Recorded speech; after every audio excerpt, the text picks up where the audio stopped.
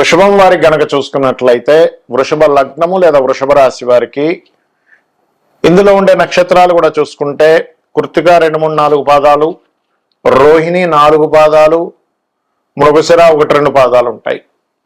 కాబట్టి వృషభం వారికి సర్వసాధారణంగా ఓపిక ఎక్కువగా ఉంటుంది. కాకపోతే వీళ్ళకి కొంచెం పూర్వజన్మ కర్మ అనేటువంటిది దేవతా శాపం అనుకోండి, మన గురు శాపం అనుకోండి, కొంత వెంటాడుతూ ఉంటుంది వీళ్ళని.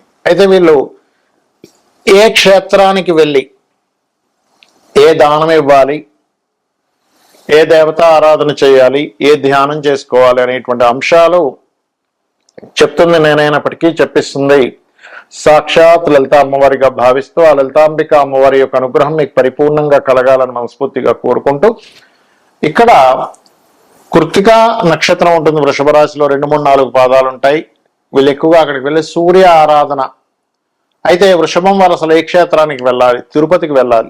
తిరుపతి కానీ, విష్ణు ఆలయాలకు కానీ, లేకపోతే ఏదైనా వెంకటేశ్వర స్వామి క్షేత్రం ఎక్కడున్నా వెళ్ళొచ్చు, అందులో ఎటువంటి తప్పు లేదు. మీకు దగ్గరలో ఏదైనా వెంకటేశ్వర స్వామి క్షేత్రం, ఇది కూడా తిరుపతిలాగే చాలా ప్రసిద్ధి అండి అనుకున్నప్పుడు వెళ్ళొచ్చు. బట్ తిరుపతికి వెళ్ళడం చాలా మంచిది. అక్కడికి వెళ్ళి సూర్య నమస్కారాలు చేయడం, సూర్యుడికి అర్ఘ్యం వదిలినట్లయితే మరింత అద్భుతమైనటువంటి ఫలితాలు మీరు చూస్తారు. మరి రోహిణీ నక్షత్రం వాళ్ళు ఏం చేయాలి? చంద్ర ఆరాధన, అక్కడికి వెళ్ళి అన్నదానం చేయడము, లేకపోతే నీటిని వచ్చిన భక్తులకు పంచడం చేసినట్లయితే మీ యొక్క కర్మ పూర్తిగా తగ్గుతుంది. ఇక మృగశిర 1, 2 పాదాలు ఉంటాయి అదే వృషభ రాశిలో, వారు అక్కడ స్కందుల్ని ధ్యానం చేసుకోవడం. అదేవిధంగా ఈ రాశిలో ఈ 3 నక్షత్రాల్లో పుట్టినటువంటి వారు ఉదయం నిద్రలేచిన వెంటనే కృత్తిక వారు నమశివాయ అనే నామాన్ని ఒక 10 నిమిషాలు ధ్యానం చేయడం, ఈ రోహిణి వారు ఓం అన్నపూర్ణాదేవి అయిన అనేటువంటి నామాన్ని ధ్యానం చేయడం, అదేవిధంగా మృగశిర 1, 2 పాదాలు ఓం స్కందాయ నమః అనే నామాన్ని ధ్యానం చేసినట్లయితే బాగుంటుంది. అయితే ఈ యొక్క వృషభం వారికి ఓపికే వీళ్ళకి శ్రీరామ రక్ష. ఓపికగా వీళ్ళు ఈ యొక్క తిరుపతి క్షేత్రంలో ఇవి గనక చేసినట్లయితే ఖచ్చితంగా బాగుంటుంది. మరియు వీళ్ళు ప్రధానంగా తులారాశిలో కానీ, లేకపోతే ధనుర్మీన లగ్న రాసుల్లో కానీ ఏదైనా గ్రహం ఉన్నట్లయితే ఆ గ్రహానికి సంబంధించి దానం ఇవ్వాలి. ఏ గ్రహానికి ఏ దానం ఇవ్వాలనేటువంటిది వీడియో ఎండింగ్ లో చెప్తాను. వీడియో ఎండింగ్ వరకు వింటే మీకు అర్థమవుతుంది. అదేవిధంగా ఏ గ్రహము లేదనుకునేటువంటి వారు బొబ్బర్లు, శనగలు తిరుపతిలో అక్కడ ఉండేటువంటి పురోహితులు గనక దానం ఇచ్చినట్లయితే, అంటే ఏ గ్రహం లేదు మీకు, 6వ స్థానంలో లేదు, 11వ స్థానం, 8వ స్థానంలో కూడా లేదు, ఇచ్చినట్లయితే ఆకస్మిక సంఘటనలు మరియు పితృదోష సంబంధించినవి, లేకపోతే మన దేవతా సంబంధించిన దోషాలు కానివ్వండి, లేకపోతే గురుశాపాలు కానీ పోవడం అనేటువంటిది ఖచ్చితంగా జరుగుతుంది. అందులో ఎటువంటి సందేహము లేదు, గుర్తుపెట్టుకోండి.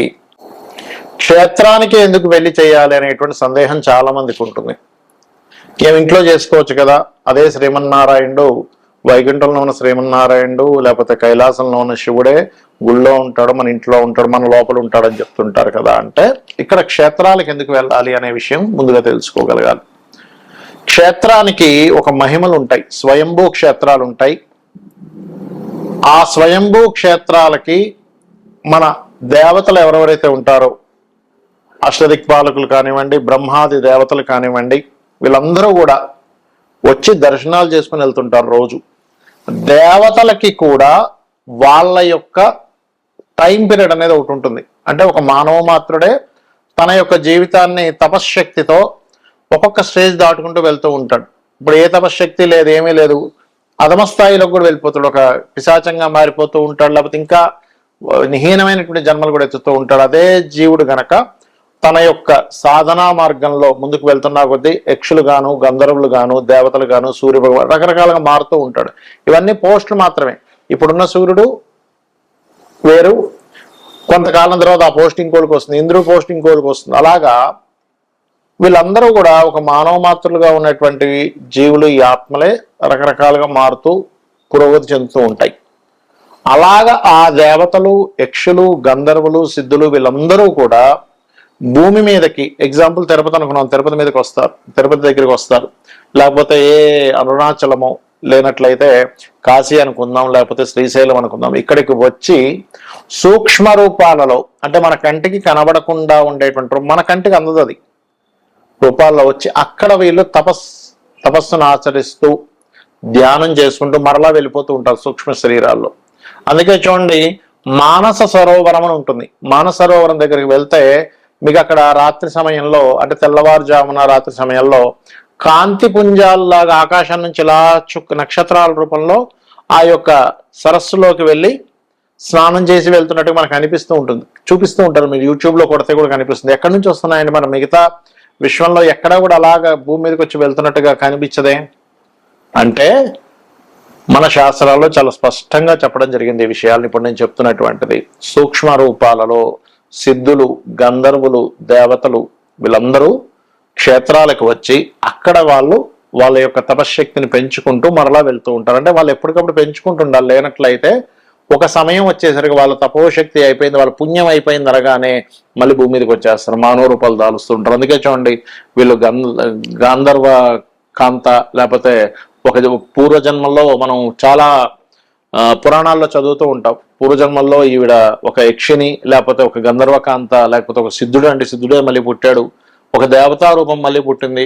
మనం భీష్ముడి యొక్క వృత్తాంతం కూడా చూసుకుంటే అష్ట వసువుల్లో ఒక వసువైనటువంటి భీష్మాచార్యుల వారు మనుష్య జన్మనిత్యారని మనం చదువుకున్నాం, మహాభారతంలో ఉంటుంది. అంటే ఏమిటి? యక్షుడు భూమి మీదకి వచ్చాడు, గంధర్వులు భూమి మీదకి వచ్చారు, వసువులు భూమి మీదకి వస్తున్నారు. తపోశక్తి అయిపోయిన వాళ్ళకి కొంత శాప సంబంధంగా కావచ్చు, లేకపోతే కొన్ని కారణాల వల్ల కావచ్చు భూమి మీదకి వస్తూ ఉంటారు. అది జన్మనెత్తడం వేరు. మరలా ఈ జన్మలు మళ్ళీ భూమి మీదకి వచ్చి ఆ మానవ జన్మ ఎత్తకుండా ఉండాలనేటువంటి భావనతో వాళ్ళు ఎప్పటికప్పుడు తపశక్తిని పెంచుకుంటూ ఉంటారు. అలా ఆ యొక్క క్షేత్రాలకు వచ్చి తిరగాడుతున్నటువంటి వారికి ఎవరైతే వెళ్ళి అక్కడ తపని పడుతుంటారో, అయ్యో నాకు వివాహం అవ్వట్లేదనో, లేకపోతే సంతానం లేదనో, ఆరోగ్యంతో ఉన్నారనో, ఆరోగ్యంగా బాగుండాలనో, లేకపోతే పలానా సంపాదన సంబంధంగా ఇబ్బంది ఉందనో, లేనట్లయితే మరి కొంతమందికి అప్పులు ఉన్నాయనో, చాలా రకరకాల ఇబ్బందులు ఉంటాయి. ఎవరో కబ్జా చేస్తారు ల్యాండ్ అని, రకరకాలు ఉంటాయి. అందుకే మన వాళ్ళు పూర్వం సంతానం కలగట్లేదంటే క్షేత్రాలకు వెళ్ళరండి అనేవారు. క్షేత్రాలకు వెళ్తే ఎందుకు అవుతుంది అంటే అక్కడ ఈ దేవతామూర్తులు, సిద్ధులు వీళ్ళందరూ కూడా మన యొక్క తపనని చూసి కరుణతో వాళ్ళు ఆశీర్వదిస్తారు. అందుకే చూడండి ఇక్కడ చేసిన దానికి క్షేత్రంలో చేసిన జపానికి 1000 రెట్లు ఎక్కువ ఫలితం, 1,00,000 రెట్లు ఎక్కువ ఫలితం అని చెప్తూ ఉంటారు. ఎందుకు? ఆ మహిమ అలా ఉంటుంది. మీరు ఇక్కడ ఒక్కసారి నమశివాయ అనుకున్న దానికి క్షేత్రంలోకి వెళ్ళి అక్కడ నమశివాయ అనేటువంటి నామం పలికిన దానికి, లేదా ఓం నమో నారాయణాయ కానివ్వండి, ఓం శ్రీమాత్రే నమః అనుకోండి, ఏదైనా నామం చేసిన దానికి చాలా అధిక ఫలితం వస్తుంది. ఎప్పుడైతే మీకు అధిక ఫలితం వచ్చిందో, పుణ్యం అనేటువంటిది ఎక్కువ అధికంగా ఉందో, మీరు పూర్వజన్మలో చేసినటువంటి పాపం యొక్క ఫలితాన్ని అనుభవించేటువంటి యొక్క స్థితి తగ్గిపోతూ ఉంటుంది. అంటే ఎలా అంటే చిన్న ఎగ్జాంపుల్ చెప్తా. ఒక వ్యక్తికి నెలకి ఒక 50,000 ఖర్చు ఉందనుకుందాం. 30,000, 40,000 సంపాదించే వ్యక్తికి చాలా భారం. కానీ 1,00,000, 1,50,000, 2,00,000 సంపాదించే వ్యక్తికి ఆ 50,000 చాలా తక్కువ. అలా ఏంటంటే మన పుణ్యం శాతం యొక్క ఎక్కువగా ఉంటే మనం పూర్వజన్మలో చేసినటువంటి పాపం యొక్క ఫలితాన్ని అనుభవించడానికి మనకు శక్తి సరిపోతుంది. కాబట్టి ఇలా చేయండి. ఇందాక నేను మీకు విషయం చెప్పాను, 6వ భావంలో ఉండే గ్రహాన్ని బట్టి దానం ఇవ్వాలని. 6వ భావంలో రవి ఉన్నాడు అనుకోండి, గోధుమలు దానంగా ఇవ్వండి. చంద్రుడు ఉన్నాడు, బియ్యము తెలుపు రంగు వస్త్రం ఇవ్వండి, గోధుమలతో ఆరెంజ్ కలర్ వస్త్రం. కుజుడున్నాడు, కందులు ఎరుపు రంగు వస్త్రం. బుధుడున్నాడు, పెసలు గ్రీన్ కలర్ వస్త్రం ఇవ్వండి బుధవారం నాడు.